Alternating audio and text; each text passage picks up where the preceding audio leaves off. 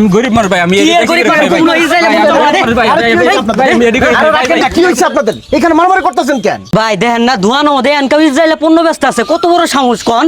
আরে ভাই এটাই হলো আমাদের বাঙালিদের সমস্যা, আমরা নিজেরা কাঁচা চোরাচুরি করি।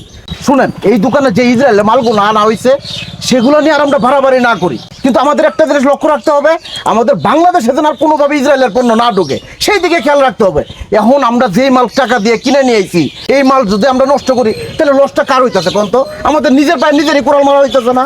এই জন্য আমি বলতাছি না যে পণ্য বয়কট করা এটা খারাপ জিনিস, ফিলিস্তিনের পক্ষ নিয়ে ইসরায়েলের পণ্য বয়কট করা এটা খুব ভালো, কিন্তু যেই জিনিস আমাদের বাংলাদেশে আইসা পড়ছে, যেটা আমরা বাঙালির টাকা পয়সা দিয়ে কিনে নিয়ে আইছি, এটা ক্ষতি করলে কার ক্ষতি বলেন তো? এটা আমাদেরই ক্ষতি না?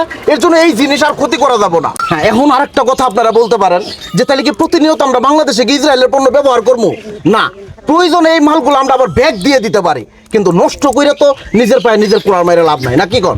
কথা তো ভাই খারাপ কর নাই, এতদিন যা করছি আমরা ভুল করছি, নিজেরাই কাদা ছুড়ে করছি। কিন্তু নেক্সট আর মান নেবেন না, কথাটা যেন মনে থাকে। ও ভাই ঠিকই কইছেন, ধরেন ভাই। যাও যাও, তোমরা ডিস্টার্ব করবে না কোনো জায়গায়।